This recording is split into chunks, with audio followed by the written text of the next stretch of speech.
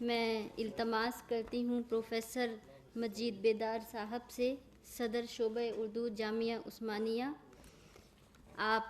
کا نام محتاج تعارف نہیں، آپ تحقیق و تنقید میں ایک نمایاں حیثیت رکھتے ہیں۔ آپ کی اب تک تحقیقی و تنقیدی 13 کتابیں منظر عام پر آ چکی ہیں۔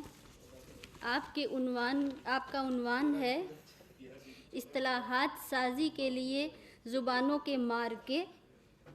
آپ سے التماس کرتی ہوں کہ آپ اپنا مقالہ پیش فرمائیں۔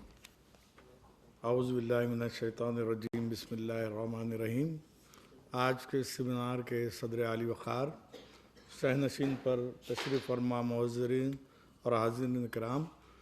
موضوع اتنا پیچیدہ اور اتنا اہم ہے کہ اس علمی موضوع پر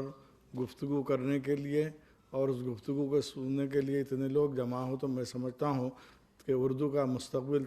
تاریک نہیں ہے، کیونکہ ایک علمی بحث میں آپ لوگ جمع ہوئے ہیں اور یہ اتنی ثقیل بحث ہے کہ جس کو سوچنا اور سمجھنا بھی ضروری ہے۔ در حقیقت دیکھا جائے تو دارالترجمہ جامعہ عثمانیہ کے قیام سے بہت پہلے ہی اس موضوع پر گفتگو ہوتی رہی ہے۔ سب سے پہلے میں سمجھتا ہوں خواجہ الطاف حسین حالی نے اپنی شاعری میں مختلف نکات کی طرف اشارے کیے ہیں۔ ان کا ایک شعر بہت زبان زد خاص و عام ہے: حالی اباؤ پیروی مغربی کریں، بس اقتدائے مصطفی و میر کر چلے۔ اور پھر حالی نے جب خمخانہ جاوید کا دیباچہ لکھا تو اس میں خاص طور پر اس بات کی طرف توجہ دلائی کہ اردو والے اردو کا دعویٰ کرتے ہیں، عربی اور فارسی کو اپنی ماں تصور کرتے ہیں، لیکن ہم اس ملک میں رہتے ہوئے ہم کو یہ غور کرنا ہے کہ ہمارے ملک میں کئی ہندوؤں نے فارسی زبان سیکھی، عربی سیکھی، کیا ہم نے بھاشا سیکھی ہے؟ تو یہ اشارہ خواجہ الطاف حسین حالی کا اس بات کی طرف توجہ دلاتا ہے کہ در حقیقت ایک سنجیدہ انداز سے سوچنے والا ذہن خواجہ الطاف حسین حالی کا تھا۔ یہ ذہن اس لیے بنا تھا کہ انہیں سر سید کی رفاقت نصیب تھی، اور سر سید جیسے نہ صرف انشائیہ نگار بلکہ مغربی علوم کو اردو میں منتقل کرنے کا جذبہ رکھنے والے اس آدمی کو انہوں نے قریب سے دیکھا تھا۔ یہ ثبوت تو نہیں ملتا کہ خواجہ الطاف حسین حالی نے کیا کیا اصطلاحات وضع کیں، لیکن وہ ہندی کے بڑے حامی تھے اور ہندی سے استفادے کی وہ دلیل پیش کرتے تھے، اور ان کا یہ نظریہ بھی تھا کہ جب تک ہم ہندوستانی بھاشا یا سنسکرت یا ہندی سے استفادہ نہیں کریں گے ہمارا ادبی سرمایہ مکمل نہیں ہوگا۔ اس پس منظر میں اب اگر ہم ہماری اصطلاحات کا جائزہ لیتے ہیں تو پتہ یہ چلتا ہے کہ ہم نے خاص طور پر دارالترجمہ جامعہ عثمانیہ کی اصطلاحات کا معاملہ ہو یا پھر اس سے پہلے حیدرآباد میں ایک چھوٹا سا دارالترجمہ قائم کیا گیا تھا اور اس میں بھی کئی سائنس کی کتابیں ترجمہ کی گئی تھیں، تو اس کے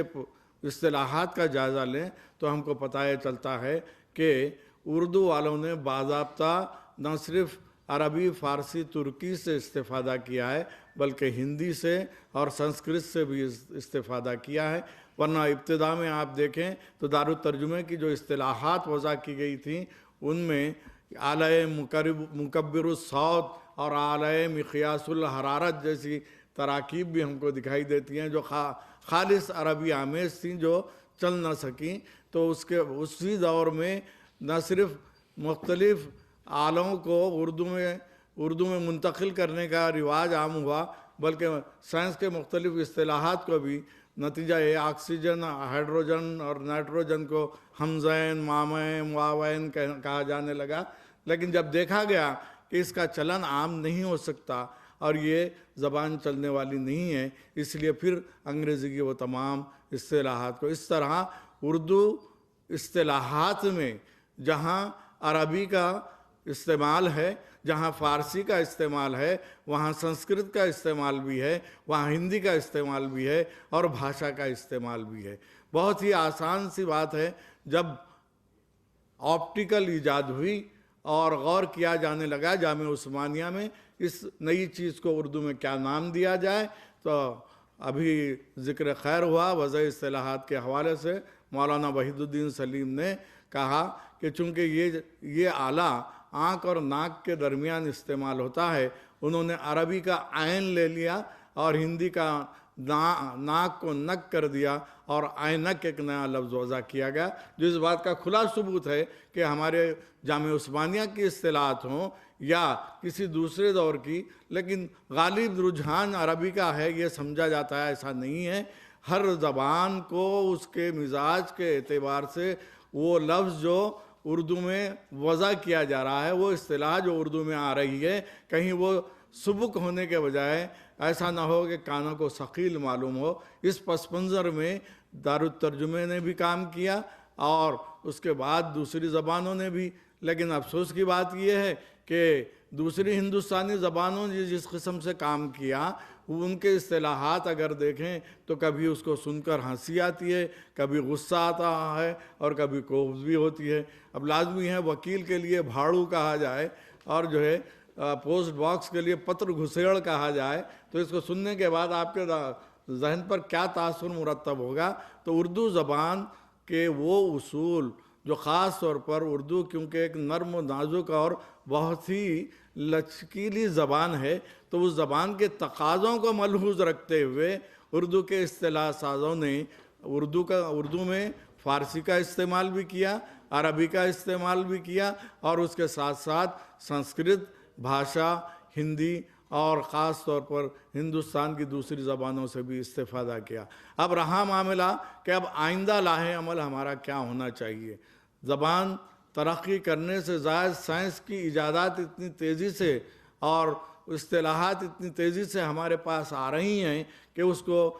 یا تو ہم یا انگریزی میں جیسا ہے ویسے ہی قبول کر لیں یا اس کا متبادل بنانے کی کوشش کریں۔ اور جہاں تک متبادل کا معاملہ ہے کہ ہم نے بہت سے انگریزی الفاظ جوں کہ توں استعمال کر لیے، لیکن بہت سے انگریزی الفاظ کو ہم نے بدل بھی دیا۔ لازمی ہے کہ ہاسپٹل انگلش میں تھا تو ہم نے اسپتال کر دیا، انگریزی میں بوٹل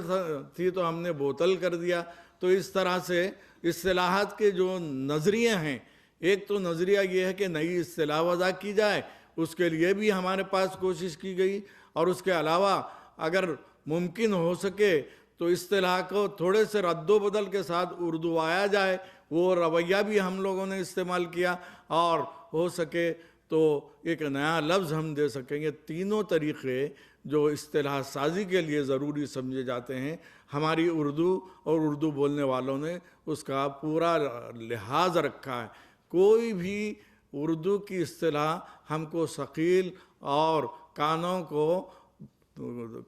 سماعت پر گراں گزرنے والی نہیں دکھائی دے گی۔ مجھے بعض اردو الفاظ کے اردو اصطلاحات کے مقابلے میں بڑے سبک دکھائی دیتے ہیں ہندی کے اصطلاحات۔ لازمی ہے کہ انکوائری کے لیے ہمارے پاس جو لفظ ہے وہ بولنے کے لیے بڑا تکلف ہوتا ہے۔ استفسار، اس کے بجائے انگلش کا لفظ پوچھ تاچھ بڑا اچھا دکھائی دیتا ہے۔ اس کا یہ مطلب نہیں کہ ہم استفسار چھوڑ دیں، کہنے کا مطلب یہ ہے وہ لفظ جو سبک اور آسانی سے ادا کیا جا سکتا ہے، اگر وہ ہندی کا ہے تو اس کو اختیار کرنے میں ہم کو کسی قسم کے ذہنی تحفظ کا شکار نہیں ہونا چاہیے۔ اور